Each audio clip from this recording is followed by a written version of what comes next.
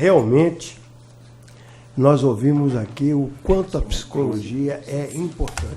E por que a gente tem que saber, hein, Luiz Alberto? Por que nós juízes temos que saber tratar com a psicologia? Porque a gente tem que ter um mínimo de teoria para chamar as sensações pelo nome.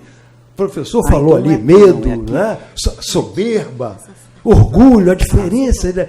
Isso tudo numa sala de negociação acontece. E antes disso, ainda hoje está vigendo o artigo 125 do Código de Processo, que diz como o juiz dirige o seu mistério.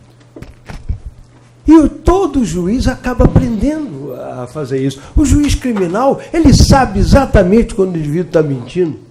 Aqui, dá nome a essa sala, e hoje vai haver uma homenagem a ele. Isso aqui foi um grande homem, Paulo Ventura, uma pessoa inigualável. E ele sabia como conduzir. Todo mundo sabia das tendências vascaínas dele. Ele era vascaíno. Ninguém é perfeito. O fato é que todo mundo sabia. E um réu, sabedor disso, foi aconselhado por um advogado. Advogado é uma coisa. Ah, meu Deus. Bom, o fato é que o advogado disse: vai com a camisa do Vasco. E ele efetivamente foi. Né? E o Paulo olhou aquilo, achou. Peraí, ficou, conversou. Aí disse: o senhor aí está usando essa camisa e tal, né? Eu sou vascaíno e tal, Aí disse: mas o pessoal pensa que eu sou vascaíno, eu sou Flamengo.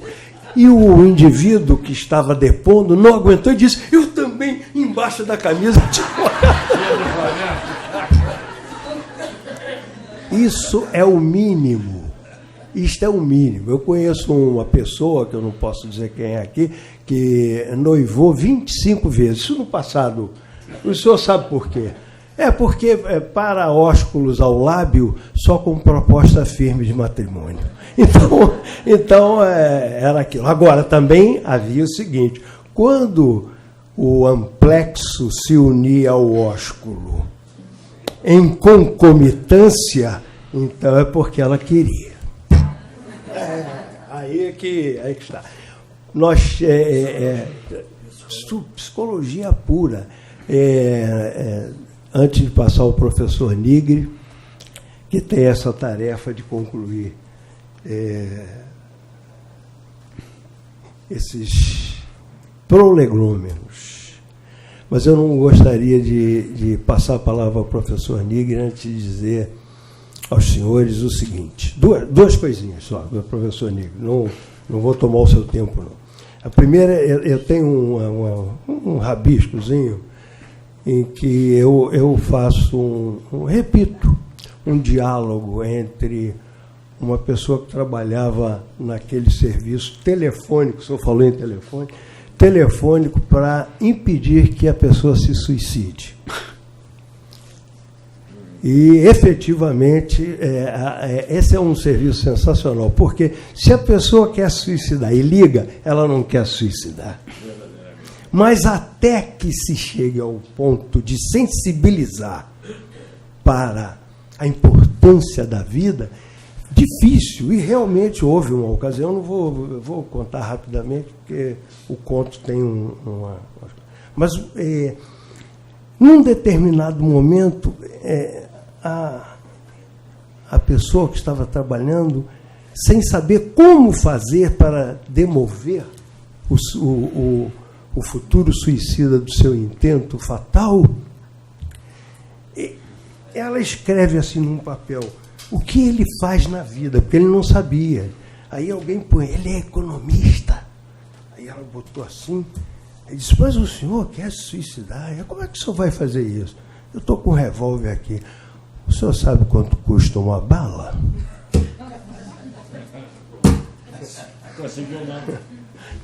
Não se suicidou. O senhor sabe quanto custou a bala? O economista disse: como é que eu vou fazer isso? Pois bem, mas o professor Russo, ele transitou aqui entre Aristóteles e Sócrates, como quem fala de Garrincha e Pelé. Alguém fala de Garrincha e Pelé ainda? Eu acho melhor, hein? Porque ontem viram no que deu. Mas o fato é que ele transitou por esses parâmetros. E eu tenho um, professor, o senhor que conhece a África, eu tenho um sensacional. O presidente da Namíbia, ele, falando com a gente, ele disse que ele não tinha, porque a Marinha da Namíbia é nós, fomos nós que fizemos a Marinha da Namíbia. E ele disse, eu tinha que contar com o vizinho amigo mais próximo. O vizinho amigo mais próximo éramos nós, porque ele conseguiu o que nós até hoje não conseguimos, professor, que é preencher a maior coluna, o maior vazio da nossa história, que se chama Oceano Atlântico. Professor Nigri, por favor. Bom, vamos lá. Em primeiro lugar, quero agradecer ao desembargador Antônio Carlos Esteves Torres, presidente do Foro Permanente de Direito Empresarial, por essa oportunidade de estar aqui falando para vocês. Segundo, agradecer ao professor doutor Luiz Felizardo Barroso, presidente do Conselho Empresarial de Franchising da Associação Comercial do Rio de Janeiro, e parabenizar o doutor Pedro Russo pela excelente exposição.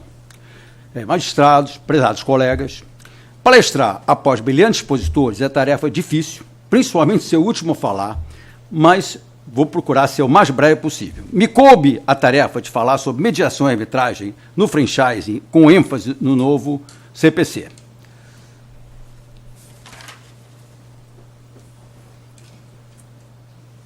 Eu vou começar citando uma frase do desembargador Antônio Carlos Esteves Torres, tirado do livro Arbitragem, Estudo sobre a Resistência, Soluções em Arbitragem Doméstica. Foi um livro em homenagem ao meu grande amigo, o professor Teófilo Zeredo Santos. Diz ele, o grande problema ainda existente no Brasil sobre a plena aceitação da arbitragem é, em parte, a ignorância do real sentido do Instituto. Se os profissionais especializados na matéria produzirem logo manifestações esclarecedoras sobre a utilidade da arbitragem, não haverá quem possa criticar ou evitar o emprego do seu mecanismo. É exatamente o que nós estamos fazendo aqui.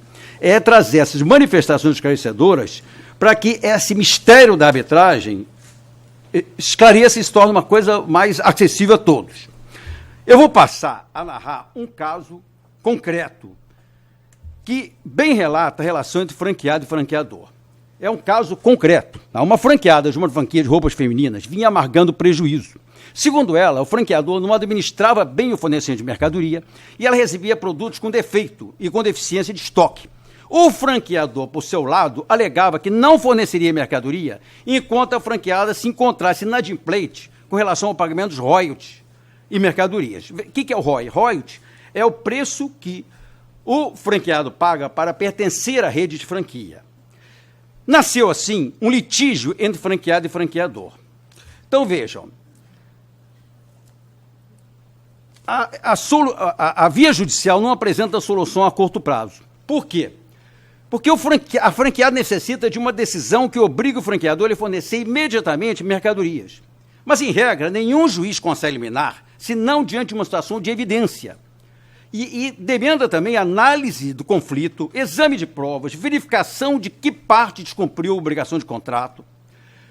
Há tempos atrás, um juiz de São Paulo concedeu uma liminar obrigando um franqueador a retomar o fornecimento aos franqueados que tiveram o abastecimento suspenso por falta de pagamento. Mas isso é um caso raro. Nós sabemos que a liminar depende de uma análise de requisitos que não se consegue com facilidade.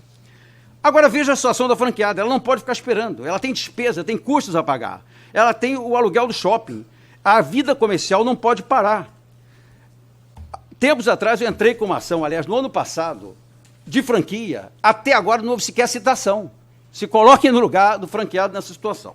Por outro lado, o franqueador, para ele, não é conveniente que haja uma demanda judicial, porque ele vai ter que apresentar para os franqueados, candidatos a franqueado, uma circular de oferta de franquia. O que é isso? É um documento que deve constar, entre outras coisas, todas as ações movidas contra o franqueador. Um franqueado, o candidato a franqueado que leia isso, não vai querer adentrar aquela rede de franquia. Bom, então, vejam, por todos os motivos, a justiça não é o melhor caminho. Então, nós temos que achar soluções alternativas para a via judicial, que seria exatamente a mediação e a arbitragem. Comecemos pela mediação e conciliação. Em primeiro lugar, eu quero distinguir a mediação da conciliação. O conciliador, ele foca na superfície do conflito, não adentra relações intersubjetivas, nem nos fatores que desencadearam o conflito. É um método adequado para situações em que as partes não tiveram convívio anterior. Vejam bem, aonde que funciona? Tá? Aqui está repetindo. Exemplo, tá? Acidente de trânsito, responsabilidade civil em geral, divergência entre consumidor e fornecedor. É o que ocorre, em geral, nos juizados especiais, naquelas conciliações. O conciliador busca achar uma solução. Não é o que ocorre na mediação. Na mediação, busca-se o restabelecimento da convivência e de equilíbrio das posições. A função do mediador é conduzir as partes e o reconhecimento e respeito da posição da outra parte. O mediador não julga nem intervém nas decisões. Não apresenta proposta nem sugestão de soluções. Ele escuta, orienta e estimula as partes a encontrar soluções de convergência através da análise dos pontos de divergência, criando um ambiente propício à comunicação e afastando mágoas, ressentimentos e emoções. Funciona muito bem para relações contínuas, que é o caso da franquia. Naquele exemplo que eu estava dando para vocês, se um mediador chegar para o franqueador, sensibilizá-lo, mostrar a situação do franqueado e conseguir dele, pelo menos, um prazo dilatado para pagar os royalties, talvez se chegue a uma solução rápida e que dispensa a via judicial. Então, uma vez esclarecido o que é a conciliação e o que é a mediação, nós vamos agora ver que já existe uma lei, a Lei 3.140, de 26 de junho de 2015, que dispõe sobre a mediação entre particulares com meio de soluções de controvérsias. Vejam, os princípios estão no artigo 2º, que são imparcialidade do mediador, isonomia entre as partes, oralidade, informalidade, autonomia da vontade das partes, busca de consenso, confidencialidade, boa-fé. Esses princípios são os mesmos que nós vamos encontrar no novo Código de Processo Civil e os mesmos princípios que também se encontram na arbitragem. Eu gostaria de citar agora o artigo 16 da nova lei de mediação, que diz que, ainda que haja processo arbitral ou judicial em curso, as partes podem submeter-se à mediação e hipóteses que irão requerer ao juiz ou ao árbitro a suspensão. Isso é uma novidade. Embora antes já se pudesse fazer uma mediação, mas agora está normatizado. Dá-se uma chance para suspender um processo e buscar um consenso. E o artigo 21, ele mostra como inicia tudo isso. Esse convite para iniciar o procedimento de mediação extrajudicial poderá ser feito por qualquer meio de comunicação e deverá estipular o escopo proposto para a negociação. No novo CPC, também já se faz menção à mediação, dizendo que poderá ocorrer ou não. Os autores declaram expressamente da petição inicial se optam pela mediação ou não. Agora, vejam bem, a causa deve versar sobre o direito de admitir a autocomposição. A audiência pode desdobrar-se em 2 ou mais sessões, podendo, porém, não exceder 2 meses. Agora, importantíssimo, não comparecimento injustificado de qualquer das partes é ata tentatória à dignidade da justiça e é sancionado com multa de até 2%. Tá? Esse novo CPC estará vigindo a partir de março. Todos nós devemos estar preparados para isso aqui, porque ele está, de uma forma coativa, compelindo as partes a tentar mediar. Isso é extremamente importante e vai revolucionar. Agora, caso realmente não se encontre solução nenhuma na mediação, de forma nenhuma, aí sim, uma saída é a arbitragem. O que é a arbitragem? A arbitragem é um instrumento paraestatal. Paraestatal é fora do Estado, de heterocomposição de conflitos relativos a direitos disponíveis. Decorre da delegação de vontade das partes. E pode ser institucional, quando você indica o instituto, ou pode ser ad hoc, quando você indica o árbitro. Tá? Quer dizer, você pode escolher um indivíduo, esse é que vai julgar, ou pode escolher uma instituição. Então, são meios alternativos de solução de conflitos, que apresenta vantagens. Uma delas é a celeridade, outra, o sigilo. Nós vamos um pouquinho mais adiante falar com profundidade sobre isso. Tá? A desvantagem, entre elas, tem outras, é que da decisão do árbitro não cabe recurso. Isso daqui é muito importante porque a maioria das pessoas desconhecem que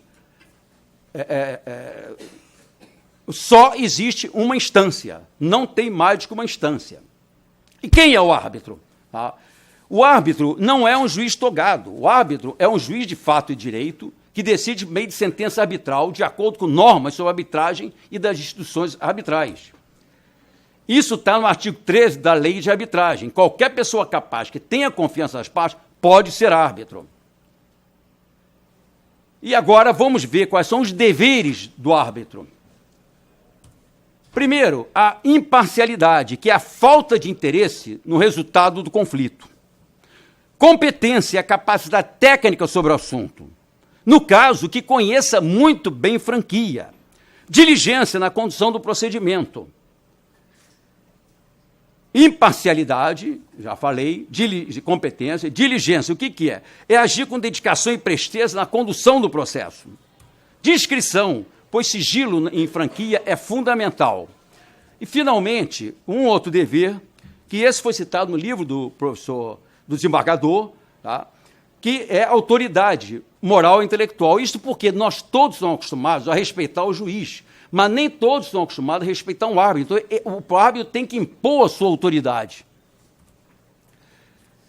Aí. Então, agora nós vamos ver como é que tudo começa. Tudo começa com uma convenção de arbitragem, que é a forma de exercer a opção pela arbitragem. Tá? Tem espécies. Uma é a cláusula compromissória, que é um acordo inserido em um contrato, consta em diversos contratos de franquia. Já o compromisso arbitral é um acordo firmado diante de um conflito real, por força do qual as partes acordam submeter a arbitragem. Não é tão comum. Normalmente está lá, em todos os contratos de franquia, tem lá uma cláusula compromissória. Mas, quando não tem, pode ocorrer o compromisso arbitral depois de assinado o contrato. Agora, o que vem a ser a cláusula compromissória? Vejam, a cláusula compromissória, ela contém informações básicas. O número de árbitros, se ela vai institucional ou ad hoc, o local da arbitragem, a lei aplicável, prazo para apresentação da sentença, porque, vejam, no juízo estatal, nós consultamos o Código de Processo Civil, o regimento interno do tribunal, e sabemos como é que a coisa vai funcionar. Aqui não, essas informações têm que constar na cláusula compromissória. Agora, detalhe, é imprescindível a pôr a assinatura ou rubrica ao lado da cláusula, demonstrando concordância. E essa cláusula tem que estar em destaque. Isto por quê? Por força do artigo 4º da Lei de Arbitragem, que diz lá que nos contratos de adesão a cláusula compromissória só terá eficácia se o aderente tomar a iniciativa de instituir a arbitragem ou concordar expressamente com a sua instituição, desde que por escrito em documento anexo ou em negrito, com assinatura ou via especial para essa cláusula. Porque sabe o que acontece? 99% dos clientes que me procuram, eu quero ir para a justiça. Eu disse, não, o senhor não vai poder ir para a justiça, tem uma cláusula compromissória. Mas eu nunca vi essa cláusula. Está aqui o contrato. Espera aí, o senhor está mostrando isso agora. Claro, porque no dia que o senhor assinou, ninguém ressalvou isso. Mas ele, para pelo menos ter certeza que ele tomou conhecimento, tem que assinar ao lado da cláusula. Agora, por que isso? Porque nos contratos de adesão, resta a pergunta, o contrato de franquia é um contrato de adesão? Eu entendo que sim, é difícil negociar. Contrato de adesão é aquele que o aderente tem que engolir goela abaixo. É feito o contrato bancário. Se eu chegar no banco e começar a discutir cláusula contratual, o gerente me manda passear e não me dá empréstimo. Então, sendo o contrato de adesão, tem que ter essa assinatura, senão vai dar discussão e, chegando em juízo, a gente consegue reverter.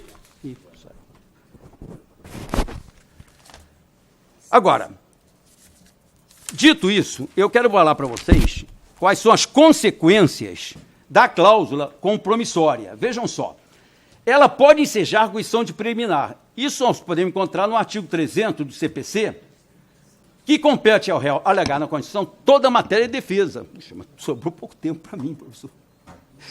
Mais uns minutinhos. Foi o desembargador que me deu a placa. Segura aí que... Eu estou correndo, pessoal, mas eu estou tentando dar o recado. Notaram a solércia? Eu entreguei a ele. Eu não. A autoridade aqui é o desembargador. Então, eu queria... Olha, veja bem, o artigo 301 diz lá, com redação dada pela lei de arbitragem, compete, porém, antes de discutir o mérito, alegar convenção de arbitragem.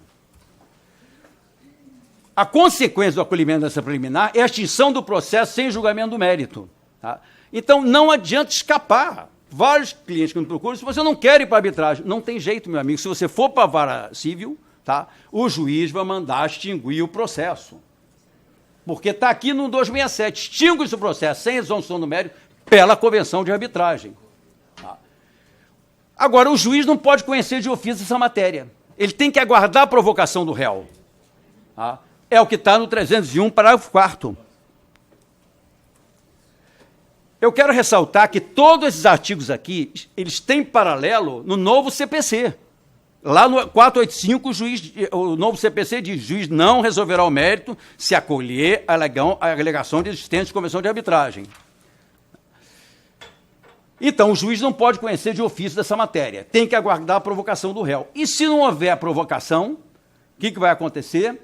Não alegada a convenção de arbitragem com preliminar de contestação, ocorre a preclusão. O processo não será extinto e a demanda será julgada pelo juiz estatal.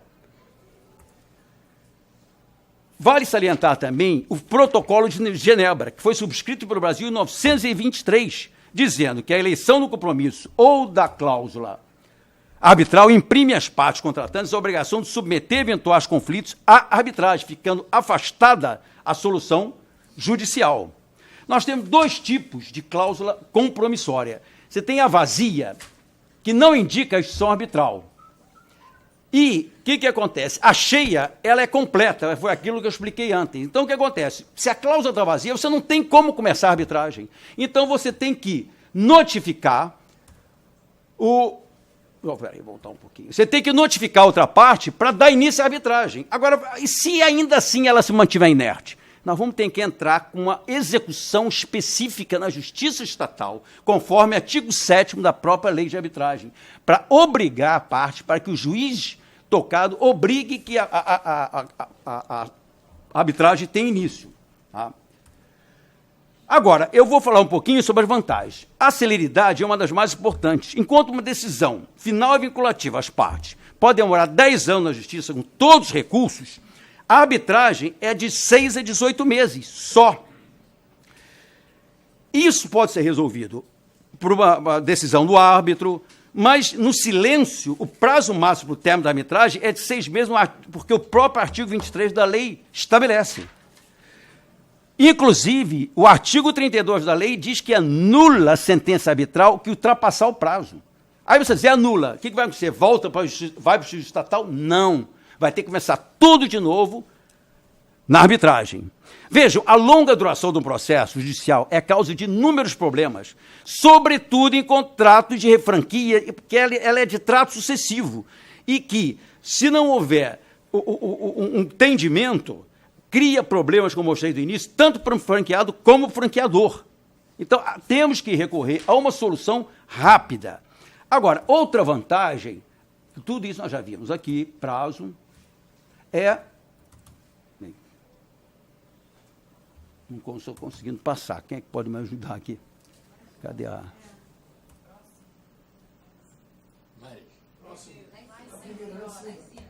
Ah, peraí. Agora foi. Especialidade. Reparem bem, a especialidade é uma questão fundamental, porque, uma vez escolhido um árbitro que conheça bem a matéria, ele vai ter muito mais facilidade de resolver com segurança, inclusive, menor risco para as partes. Porque, repare, o juiz conhece bem o direito, mas ele não pode conhecer tudo. Eu já vi que situações, inclusive, em perícias médicas, resolverem situações muito melhor, porque uma arbitragem médica, o árbitro vai ter condição de dar uma solução muito mais rápida e eficiente do que um juiz que não conhece a medicina. No caso da franquia, exatamente, é preciso que encontre alguém que conheça muito bem franquia e possa funcionar como árbitro e entender a solução das partes. Conhecimento técnico da franquia, experiência em contrato de franquia, diminuição dos riscos de decisões. Tá? E chegamos, então, na confidencialidade. Veja, o que acontece é o seguinte, o processo judicial ele é público, totalmente diferente. Na franquia, embora não conste da lei, mas conste de alguns regimentos arbitrais, é sigiloso, você tem que preservar o nome das partes, preservar os valores envolvidos. Isso é importantíssimo. Agora, existem desvantagens. Tá? São as custas. Enquanto na justiça você paga, em média, 2% do valor da causa, na arbitragem, eu estou apresentando até o caso da CAESP, que a Câmara Arbitral de São Paulo normalmente se indica a CAESP, que a maioria dos franqueadores são de São Paulo. Vejam, varia de 3 mil a 200 mil reais. É extremamente caro. Tá? Aqui está a tabela dela, para vocês terem uma ideia. E ainda tem custos adicionais, que são audiência, honorários do árbitro por hora, honorários do tribunal arbitral por hora. Tem outra Câmara aqui, o professor citou, a CBMA. Muito boa Câmara. Da qual eu sou vice-presidente. Do qual o professor é vice-presidente, mas que também, como eu vinha comentando com o professor há pouco, é muito caro ainda para os franqueados e franqueadores. Mas pelo menos contém uma boa equipe de árbitros preparados para atender essa questão. Tá? Ó, eu vou correndo, porque meu tempo esgotou. Se me derem mais 5 minutinhos, eu vou conseguir transmitir o recado todo. 3. Vamos negociar. 3. Vamos negociar. 3. Bom, então eu estou mostrando aqui a Caterge. Bom, agora eu vou passar direto para os assuntos mais frequentes, que isso é extremamente importante. Vejam só, o contrato de franquia traz peculiaridades de possuírem obrigações recíprocas e continuadas. De um lado, o franqueado deve pagar royalties, atingir metas, manter padrão das unidades e ser bem avaliado. Consequentemente, os assuntos mais frequentes são pagamento de royalties, desrespeito à cláusula territorial, alteração e padronização de loja. E, em vista disso, tá, eu estou trazendo aqui 2 sentenças, porque talvez vocês nunca tenham visto uma sentença arbitral. Acredito que a maioria não conheça uma sentença arbitral. Então, eu tenho o caso de uma ação de um franqueador contra o franqueado. A sentença arbitral concluiu que houve violação da cláusula de não concorrência e confidencialidade, ocorreu utilização indevida da marca, cliente não registrado no sistema, houve um julgamento de procedência, mandando rescindir o contrato de franquia e condenação em multa por descumprimento contratual. Conclusão, o árbitro só se baseou nas provas nos contratos. A regra jurídica pesaram um pouco. Nós, advogados, estamos acostumados a ficar pesquisando e enchendo a petição com jurisprudências. Aqui é diferente, são provas, o que pesa são provas. O outro caso é uma ação de um franqueado contra um franqueador, pedindo a rescisão contratual, alegando inadimplemento contratual. O franqueador apresentou reconvenção com pedido de multa pela rescisão, condenação ao pagamento de indenização de valores de montagem da loja, devolução de taxa de franquia, pagamento de prejuízo acumulado no período. Também nesse processo, o árbitro se baseou para julgar em cláusulas de contrato e provas. Qual é o fundamento? Normalmente, artigo 402 do Código Civil. Já que nós estamos falando em fundamento, é importantíssimo passar para vocês os fundamentos que podem ser utilizados nas litígios arbitrais de franquia. São o princípio da boa-fé e lealdade. Segundo, que é a dupla face do princípio da confiança. Tá? Isso por quê? Porque busca o franqueado, através do contrato de franquia, muito mais do que uma cessão de marca. Ele busca assistência, orientação em todo sentido, seja da montagem da loja, treinamento de funcionários, compra de matéria-prima. De fato, se a franqueada quisesse correr risco, teria tentado implantar um negócio por sua conta. O franqueador havia lhe prometido total assistência na implantação e na manutenção do negócio, despertando assim a legítima confiança de que seria bem amparado. O princípio da boa-fé e da lealdade constitui a dupla face do princípio da confiança que emerge da legítima expectativa despertada pelo franqueador. Então, uma vez provado que o franqueador falhou em cumprir esse princípio da confiança, que criou legítima expectativa e não atendeu, fica realmente provado que houve um descumprimento contratual. Então, é esse ponto que eu quero deixar, que eu acho fundamental para se entender qual o fundamento que pode ser utilizado na questão das franquias. Tá? Agora, um ponto que eu não posso deixar de mencionar, que eu acho importantíssimo, é o disclosure, que foi citado no livro do professor, tá? Que ele chama, é o princípio da revelação total e sincera dos dados empresariais. Repara, se você vai pegar uma franquia, você quer saber tudo, o franqueador é obrigado a te apresentar, ele tem que abrir, é o princípio da transparência. Franquia vem de franco, de aberto. Então, na circular de oferta, o franqueador tem que apresentar tudo. Tanto é que o artigo 4º da Lei de Franquia diz que poderá levar à nulidade caso não seja clara, precisa informações verdadeiras apresentadas na circular de oferta. Já me encaminhando para o final, pessoal, e pedindo desculpa a vocês, eu vou entrar nos aspectos processuais, que não são muitos, tá? E que eu acho importantíssimo.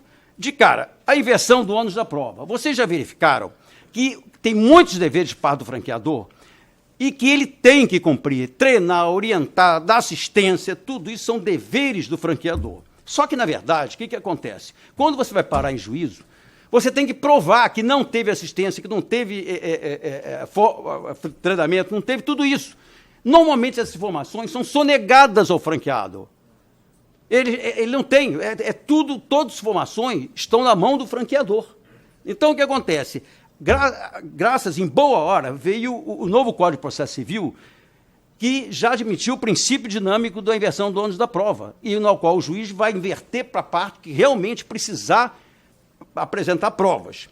Outra questão, que é, por causa da hipossuficiência, o franqueador passa a ter respeito ao contraditório e ampla defesa e a distribuição da sentença ou pedido. Isso está no artigo 32 da Lei de Arbitragem. Recentemente, um juiz da Vara de Jaguaruna anulou uma sentença arbitral, dizendo o seguinte: qualquer sentença arbitral ou judicial deve sempre se ater não só ao pedido das partes, mas também às causas de pedir, por elas suscitadas. A adotar fundamento não levantado pelas partes, a decisão representou surpresa para o litigante, o que viola os princípios do devido processo legal do contraditório. Ele anulou uma sentença arbitral. E esses princípios estão em sintonia com o novo CPC, em total sintonia. Já me encaminhando para o final, pessoal, eu sei que o nosso problema é esse gerúndio. O senhor está se encaminhando ainda. É porque o senhor, inteligentemente, ainda bem que o senhor não tem aquele vamos estar atendendo, né, o senhor, aquela história moderna aí, né? Mas, de qualquer forma, professor, termine. Bom, vamos lá. Eu não posso deixar de encerrar sem falar numa modificação que houve na lei de arbitragem de extrema importância, que são as tutelas cautelares, e está aqui, é o artigo 22A, 22B e 22C. Repara, antes nós não tínhamos conseguido uma decisão liminar, porque você vai entrar na arbitragem, ainda não entrou, mas a situação está premente, e agora o artigo 22A, com a nova modificação da lei de arbitragem, recentíssima, diz: antes de instituir a arbitragem, as partes poderão recorrer ao Poder Judiciário para a concessão da medida cautelar ou de urgência. Só que tem um detalhe, o artigo 22B diz: instituída a arbitragem, caberá ao árbitro manter, modificar ou revogar. Vejam, o árbitro tem esse poder, revogar uma tutela dada pelo juiz togado. Outra importantíssima é o 22C, porque o árbitro ele não tem poder de império. Tá? Então, ele precisa, numa carta arbitral, para pedir ao juiz estatal para que cumpra as ordens dele. Isso não existia. Isso é a alteração que veio com a nova lei recentíssima de arbitragem. E é extremamente importante e veio sendo discutido na doutrina até chegar aqui. Finalmente, eu chego nas conclusões. Tá?